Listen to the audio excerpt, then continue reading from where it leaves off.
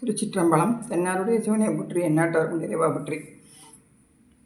இந்த பிரத்யாகாரம் அப்படின்னா என்னன்னு பார்த்தோம்னா, நம்ம சூரிய நமஸ்காரம், இந்த பிராணாயாமம் இதெல்லாம் நம்ம வெளிமுகமாக செய்யக்கூடியதாக இருக்கும்.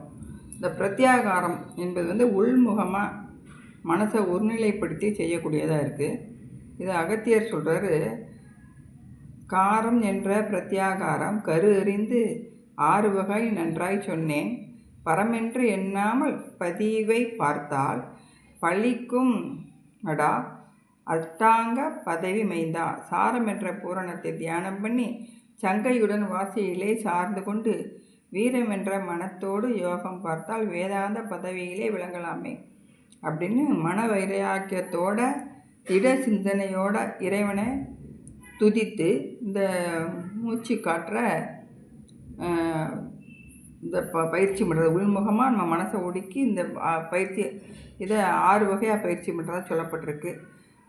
பிரத்யாகாரத்தின் 6 வகைகள் இருக்குது அப்படின்னு சொல்கிறாங்க. காணவே பிரத்யாகாரம் தன்னை கருவாக ஆரையுமே சொல்ல கேளு, பூனவே சரீரமது பிரத்யாகாரம் பொருந்தி நின்ற இந்திரியம் பிரத்யாகாரம், தோணவே பிராணம் பிரத்யாகாரம், சுகமான காரணமே பிரத்யாகாரம், பேணவே காமியம்தான் பிரத்யாகாரம், பெருமையுள்ள சர்வசங்க பிரத்யாகாரம் அப்படின்னு சொல்கிறாரு. அதாவது சரீர பிரத்யாகாரம், இந்திரிய பிரத்யாகாரம், பிராண பிரத்யாகாரம், கரண பிரத்யாகாரம், காமிய பிரத்யாகாரம், சர்வசங்க பிரத்யாகாரம் அப்படின்னு சொல்கிறாரு. இந்த சரீர பிரத்யாகாரங்கிறது மனசை மனம் வெளியே போகிறத அப்படி போக விடாமல் தடுத்து உடலுக்குள்ளே அந்த சரீரத்துக்குள்ளே நம்ம நுரையீரல், இதயம், குடல், கல்லீரல், சிறுநீரகம் இப்படி இந்த உறுப்புகளை உள்முகமாக பார்க்கக்கூடியது. அப்படி அதாவது தொண்டை உணவுக்குள் இறப்பை, சிறுகுடல், பெருங்குடல், குதம் இது வரைக்கும் இந்த உறுப்புகள், சிறுநீரக உறுப்புகள் எல்லாத்தையுமே நம்ம மனக்கண்ணால் நம்ம பார்க்குறது.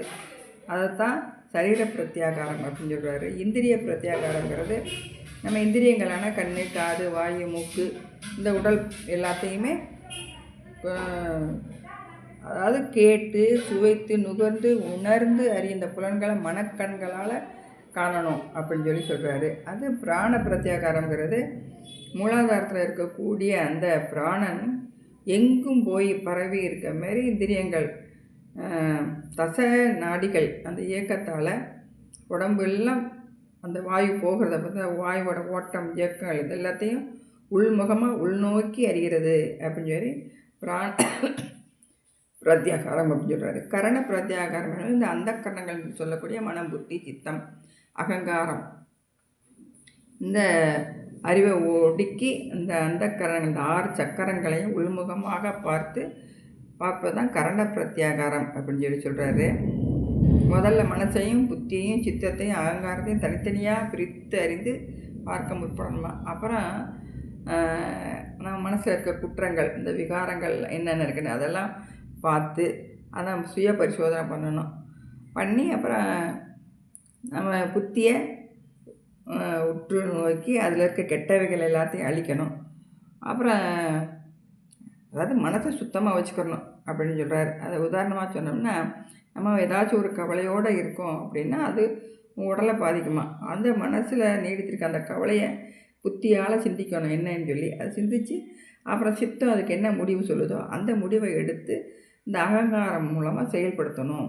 இது ஒன்று சங்கிலி தொடர் மாதிரி செயல்படும் அப்படின்னு சொல்கிறாரு. இதுதான் கரண பிரத்யாகாரம் அப்படின்னு சொல்கிறாரு. காமிய பிரத்யாகாரங்கிறது இப்படி கரண பிரத்யாகாரம் சிந்தித்ததுக்கப்புறம் அதை எப்படி செய்யணும் அப்படின்னு சொல்லி அதை சிந்தித்து உதாரணமாக நம்ம உடம்பு உள் உறுப்புகளில் அதாவது நுரையீரலில் சளி தேங்கியிருக்கு அப்படின்னா நம்ம இந்த பிரத்யாகார நிலையில் இருந்துக்கிட்டு நுரையீரலில் அந்த மனசை அதாவது அந்த காற்றோடு சேர்ந்து அந்த மனசை நிறுத்தணும். அப்படி செய்யும் பொழுது கபத்தை வெளியேறுமாறு நமக்கு நாமே கட்டளையிடணுமா. அப்படி கட்டளையிடும்போது கபம் கொஞ்சம் கொஞ்சமாக வெளியேறும். அதான் நம்ம கண் கூட பார்க்கலாம். அது மாதிரி உள்ள நம்ம இதயம் முதல் உள்ள எல்லா உறுப்புகள்லையும் இருக்கிற வியாதிகளை நீக்கி கொள்ளலாம் அப்படின்னு சொல்கிறாரு. சர்வா சங்க பிரத்யாகாரம் அப்படின்னா இந்த 5ஐயும் ஒன்றா இணைச்சி உள்முகமாக செஞ்சு பழகிறது தான் சர்வ சங்க பிரத்யாகாரம் அப்படின்னு சொல்லி சொல்கிறாரு. மூலாதாரத்தையும் அதில் உறைஞ்சி இருக்கக்கூடிய இறை சக்தியையும் கண்டு அந்த பேரானந்த பெறலாம். அதுதான் மூலாதாரத்தில் முக்காரம் விட்டு அப்படின்னு திருமூலர் சொல்கிறாரு.